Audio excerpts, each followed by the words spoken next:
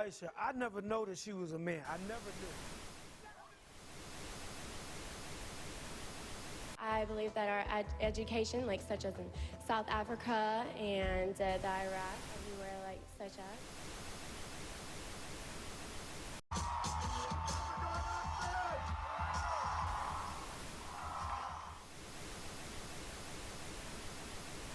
Platform 8 for the 2228 Southern service to Eastbourne via Lewis. Please join the front. One option, placing a tracking microchip under a service member's skin. Former Special Operations Officer. And if you hear the shouting, it's a group of demonstrators who've come. 9/11 was an inside job.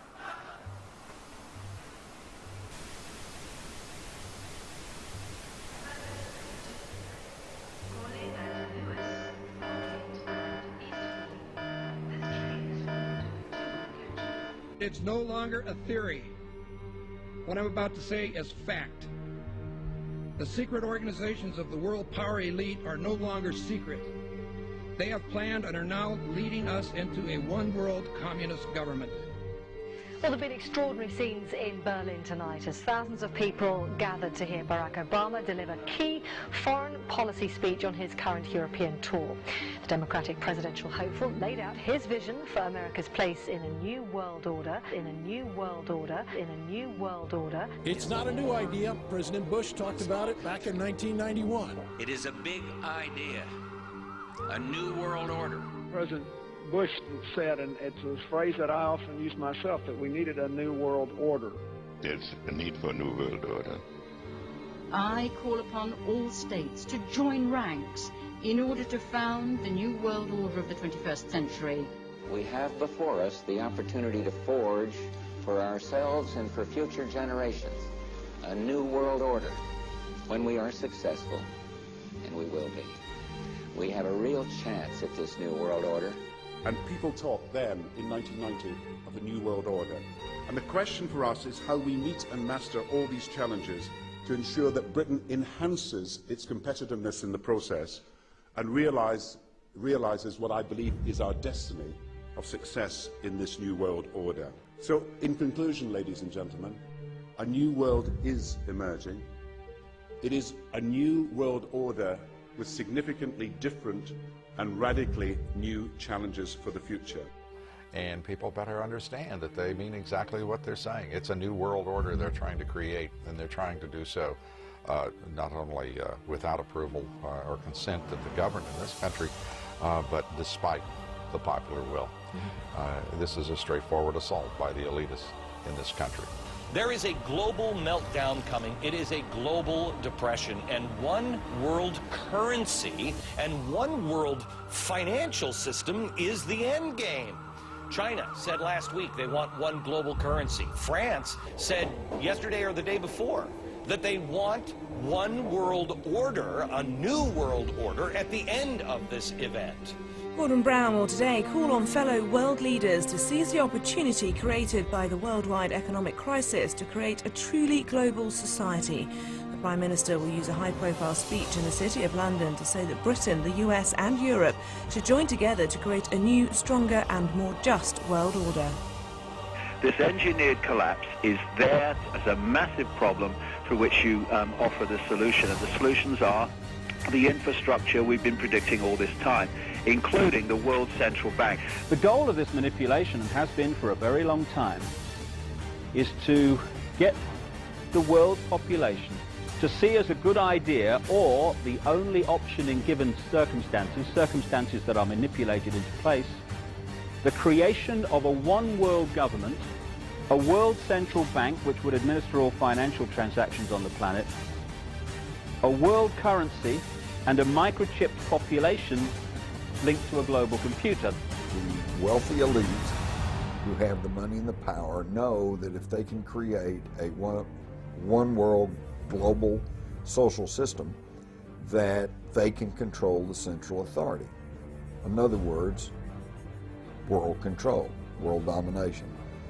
One of the oldest desires in the history of the world. There's a very, very clear-cut and easily identifiable system in place that puts all of these elements, from media control to government control to energy control, together into one apparatus working together effectively towards its final goal, which is, global control. Because of the compartmentalized pyramids that they've constructed within all these institutions of government and finance and corporations, the vast majority of people who are daily making contributions to push the world in this towards this Orwellian global state have no idea that they're doing that, because they don't know how their contributions fit in with everyone else's. Only the few at the top do.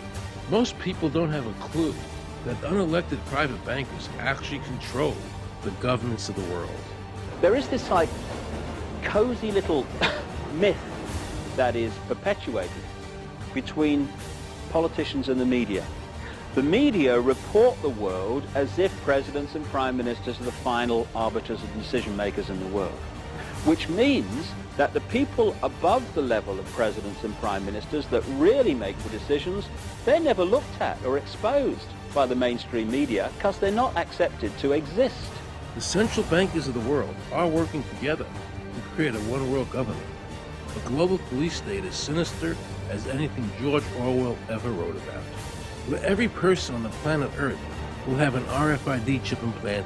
It is the first implantable microchip for humans that has multiple security, financial, and healthcare applications. More than 100 law enforcement officials in Mexico are having microchips implanted in their arms. The chips allow a person to be scanned, sort of like a cereal box at the supermarket. Just like the microchips implanted in the necks of dogs and cats, allowing lost pets to be identified, this glass capsule can do the same for humans. A chip in everybody would be the universal monetary system par excellence, because there'd be no escape from it, and you'd be totally under the control of those who issue the electronic impulses in that chip. The problem throughout human society is that the good men and women do nothing. They don't want power. They don't want control. They want to lead a leisurely life. They want to spend time with their family. They want to lead simple lives. But we are forced throughout society, throughout history, and throughout human time to stand up against bullies. And many times we stand up before it's too late. And we reverse the course of tyranny. But more often than not, we don't stand up in time, and horrible things have to happen first, so decadent societies learn why liberty and freedom is so precious. If you think you don't like the situation now, then think what you're going to face a little way down the road, and more than anything, think of what your children are going to have to face. Because you think we live in a controlled society now, this is nothing compared with what they are going to have to live in. So in terms of parents who are listening to this information, I would say this: go and look your children in the eyes and tell them that you can't be bothered, or you're too frightened to do anything about it. You're too frightened to get involved, too frightened to get involved in being another conduit for getting this information further and further expanded into the public mind, that you're too frightened to get together with others to stop cooperating with this system and to not be intimidated into coming into line, which is a bit like coming into line in a concentration camp and thinking it'll be okay as long as you stay in line and you do as you're told, you'll be fine. And then you realize at the end of it, well, actually, it ain't fine. And if you'd have all rebelled earlier, then you wouldn't be in the situation you're facing now. The point of mathematics alone ought to let us see where the real power is here. There are billions of people, 6 billion, nearly getting on for 7 billion on this planet, who are being manipulated.